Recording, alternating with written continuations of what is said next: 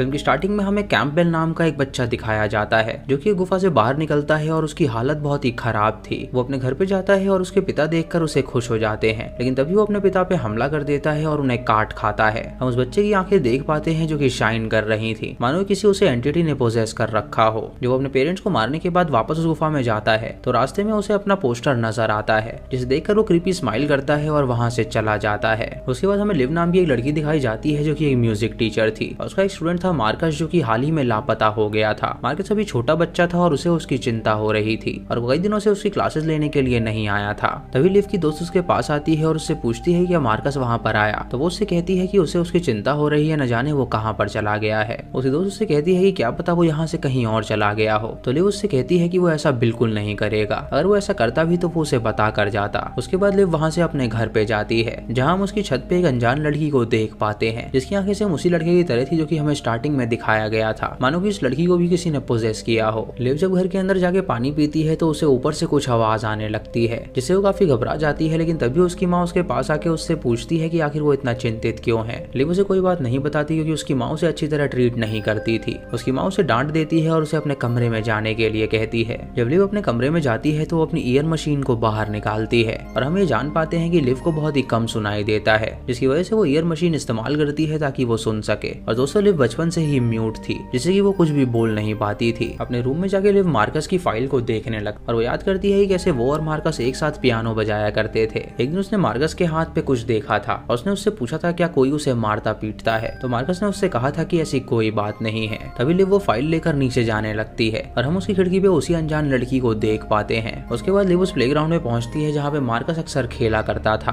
और वहीं पे उसे एक विशाल क्रीचर नजर आता है जिसने हुड पहना हुआ था और उसकी आंखें बहुत ही ज्यादा चमक रही थी। वो एक छोटी लड़की को वश में करता है और उसे अपने साथ ले जाता है और लिव देखकर बहुत डर जाती है और वहीं पे बेहोश हो जाती है। उसके बाद लिव को अपने बचपन की बात याद आती है। जब वो छोटी थी तो उसके दादा उसके साथ बहुत ही गलत किया करते थे और ये बात उसकी माँ को भी पता थी, लेकिन उसकी माँ उसे कुछ भी नहीं कहती थी क्योंकि उसके पास और भी कोई चारा नहीं था। अगले दिन लिव मार्कस के मिसिंग पोस्टर अपनी दोस्त के साथ चिपकाने लगती है ताकि अगर किसी को भी उसका पता चले तो वो उसे कांटेक्ट कर सके। हम वहीं पे एक बंदे को देख पाते हैं जो कि वो पोस्टर देखकर रुकता है और उसके बाद उस पोस्टर को अपने बैग में रख लेता है। उसे वहाँ पे किसी के पैर का प्रिंट नजर आता है जो कि खून का प्रिंट था और ये देखकर वो समझ जाता है कि ये जो बच्चे यहाँ पे मिसिंग हो रहे हैं इसके पीछे कोई बड़ी शक्ति है। रात को लिव जब अपने ऑफिस जाती है तो वो दरवाजे को खुला हुआ पाती है। वो अपनी दोस्त ट्रेसी से पूछती है कि क्या वो वहाँ पर आई है, तो वो उससे कहती है कि वो तो अपने घर पे है। ये देखकर वो कैंची उठा लेती है अपनी प्रोटेक्शन के लिए और जब वो कंट्रोल रूम में जाती है तो उसे पता चलता है कि वहाँ पे वो बंदा बैठा हुआ है जो कि उसके सीसीटीवी फुटेज की रिकॉर्डिंग्स को ले रहा है। लिव देखती है कि उसके पास एक किताब है तो वो उसे चोरी कर लेती है ताकि वो जान सके कि आखिर वो किस बारे में रिसर्च कर रहा है। उस बंदे को वहाँ पे भेज देती है और उसके बाद उसकी किताब लेकर अपने घर जाती है जहाँ पे वो उसे पढ़ने लगती है और उसके ऊपर एक अजीब सा साइन बना होता है। उस किताब को खोलती है जिसके अंदर कई सारे मिसिंग बच्चों के पोस्टर्स थे और उसके अंदर एक डिमन के बारे में जिक्र था जिसका नाम किंडर फैंगर है और वो सिर्फ बच्चों को ही अपना शिकार बनाता है। तभी वो देख पाती है जो कि खून से लिखा हुआ था और जाहिर सी बात है शायद उसी लड़की ने वो साइन बनाया था। हम उस गुफा में किंडर फैंगर को देख पाते हैं जिसने कई सारे बच्चों को अपना बंदी बना रखा था और उन्हें पोजेस करके वो उन्हें अपना गुलाम बनाता था। लिव ट्रेसी को सारी बात बताती है तो ट्रेसी उससे कहती है कि क्या उसे इन सब बातों पे यकीन है, तो वो उससे कहती है कि उसे इस बारे में कुछ भी नहीं पता।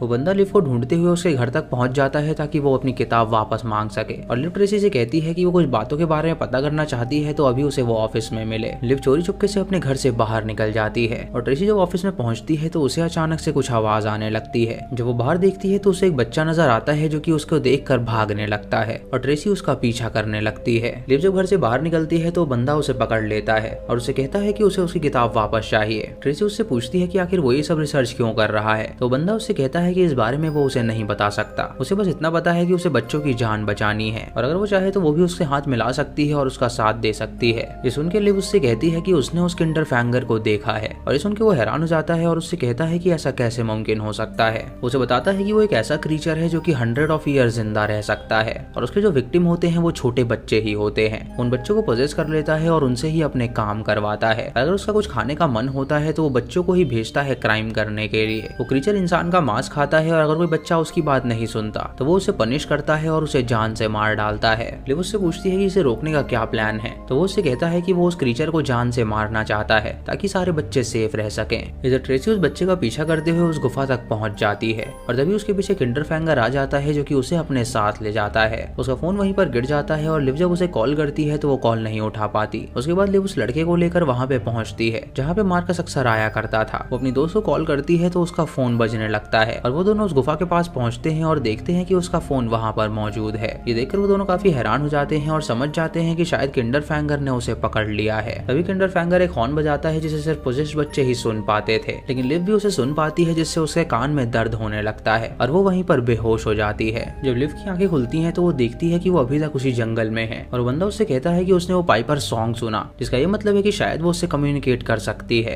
लिव भी सुन के वहाँ से तुरंत चली जाती है क्योंकि वो घर जाने के लिए लेट हो रही थी। इधर ट्रेसी की जब आंखें खुलती हैं तो वो अपने आप को जख्मी हालत में पाती है और किंडरफैंगर सारे बच्चों को आदेश देता है कि वो उसे काट खाएं और ट्रेसी को वो सारे बच्चे खाने लगते हैं। इधर लिव अपने घर में पहुंचती है तो उसे पता चलता है कि उसकी माँ को पता चल गया था कि वो घर से भागी है, इसीलिए उसकी माँ उससे फोन और उसके ईयर मशीन छीन लेती है और उसे कहती है कि उसकी हिम्मत कैसे हुई यहाँ से बाहर भागने की। लिव बहुत ज्यादा रोती है क्योंकि उसकी माँ उसे आज तक कभी समझ ही नहीं पाई थी। वो बचपन में याद करती है कि जब उसने अपने दादा की करतूत उसकी माँ को बताई थी तो उसकी माँ ने उससे कहा था कि उसके दादा उनका बिल पे करते हैं और बदले में अगर वो कुछ ले रहे हैं तो इसमें कुछ गलत नहीं है। तब से ही वो सिमट के रहने लगी थी और उसके पास कोई और चारा भी नहीं था। वो लड़का जॉन खिड़की के रास्ते लिव से मिलने के लिए आता है, जहाँ जब वो उसे रोता हुआ देखता है तो वो उसे बताता है कि वो अपनी माँ से कहीं ज्यादा स्ट्रॉन्ग है। उसके बाद लिव याद करती है कि वो मार्कस के साथ कैसे वक्त बिताया करती थी और उसके साथ टाइम स्पेंड करना उसे काफी ज्यादा अच्छा लगता था। इधर हम मार्कस को देख पाते हैं जो कि उस क्रीचर के पास था और पाइपर अपनी शक्तियां कुछ उसे देता है और उसे आदेश देता है वहाँ पे जाने का।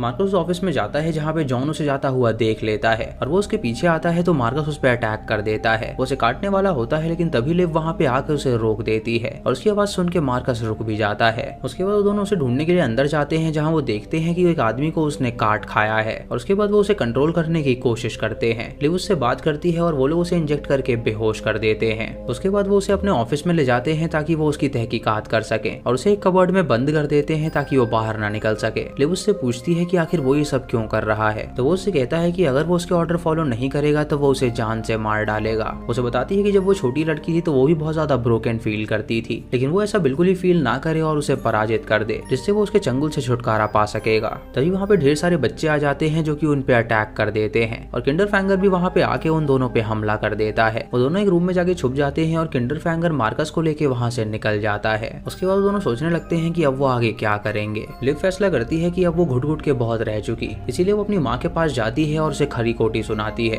उसे कहती है कि वो एक बुरी माँ है जिसने हमेशा बुरा ही किया है, उसने कभी उसका दर्द नहीं समझा। उसकी माँ उससे कहती है कि अगर वो इस घर से जा रही है तो आइंदा वो दोबारा वापस ना आए क्योंकि उसके लिए वो मर चुकी है। लिव को ये बात सुन के बहुत ही अजीब लगता है और वो तुरंत वहाँ से चली जाती है। अब जॉन और वो डिसाइड करने लगते हैं कि आखिर उन्हें क्या करना चाहिए जिससे कि वो उन सारे बच्चों को बचा सके। वो दोनों डिसाइड करते हैं उस गुफा के अंदर जाने का ताकि वो उस क्रीचर को मार सके। उनका अड्डा पता लगाने के लिए उन्हें एक बच्चे की जरूरत होगी जो कि पोजेस्ड हो और वही उन्हें वहाँ तक ले जा सकता है। इसीलिए वो गार्डन में जाते हैं और वहाँ पे लिव उनके लिए गाना गाने लगती है जिसे सुन के एक लड़की उसके पास आ जाती है, लेकिन जब वो जॉन को वहाँ पर देखती है तो वो बहुत डर जाती है और वो तुरंत लिव को खींच के उस गुफा के अंदर ले जाने लगती है। जॉन जब ये देखता है तो वो भी गुफा के अंदर चला जाता है। लिव काफी जख्मी हो जाती है तो वो उस लड़की को रोकती है और उससे कहती है कि आखिर उसे क्या चाहिए, तो लड़की उससे कुछ नहीं कहती और वहाँ से भाग निकलती है। तभी लिव मार्कस को देखती है जिसके पीछे वो क्रीचर मौजूद था और वो ये कहने की कोशिश कर रहा था कि वो किसी भी हाल में इसको नहीं छोड़ने वाला। तभी लिव को वहाँ पे अपनी दोस्त की लाश भी नजर आती है जिसे उन लोगों ने बहुत ही बेरहमी से मार डाला था। ये देखकर वो बदला लेने का सोचती है और वो उन बच्चों को ढूंढने लगती है, लेकिन वो क्रीचर बहुत ही शक्तिशाली होता है जो कि जॉन को मार के बेहोश कर देता है। लिव एक चाकू लेके उसके पास जाती है उसे जान से मारने के लिए, लेकिन उस क्रीचर को कोई भी असर नहीं होता।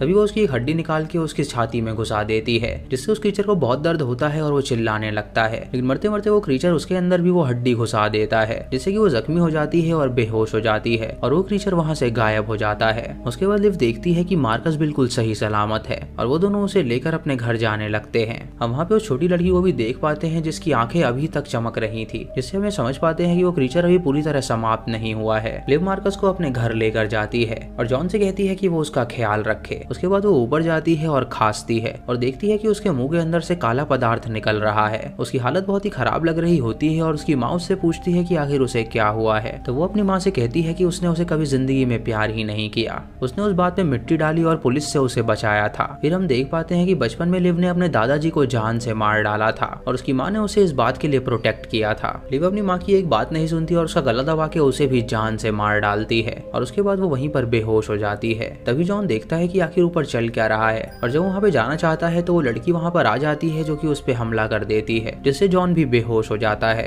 तभी हम लिव के अंदर से किंडर फैंगर को निकलता हुआ देख पाते हैं और हम जान पाते हैं कि अब वो एक नई किंडर फैंगर है और किंडर फैंगर उसका शरीर ले लेता है और पूरी तरह अपने रूप में आ जाता है। उसके बाद वो मार्कस के पास जाके उसे अपने वश में कर लेता है और जॉन ये देखकर उसे बचाना चाहता है, लेकिन किंडर फैंगर उन दोनों बच्चों को लेकर वहां से चला जाता है और ये देखकर जॉन समझ जाता है कि किंडर फैंगर कभी मारा नहीं जा सकता। वो इंसान का शरीर लेता है और उसके बाद पूरी तरह क्रीचर में तब्दील हो जाता है, जैसा कि उसने लिव के साथ किया। अपनी डायरी में लिख देता है कि नई किंडर फैंगर लिव है और इसी के साथ ये मूवी यहीं पर खत्म हो जाती है। तो दोस्तों, ये थी इस फिल्म की कहानी जिसमें किंडर फैंगर नाम के एक क्रीचर के बारे में बताया गया है कि वो सिर्फ बच्चों को ही अपना शिकार बनाता है और उन्हें पोजेस करके उनसे गुलामी करवाता है।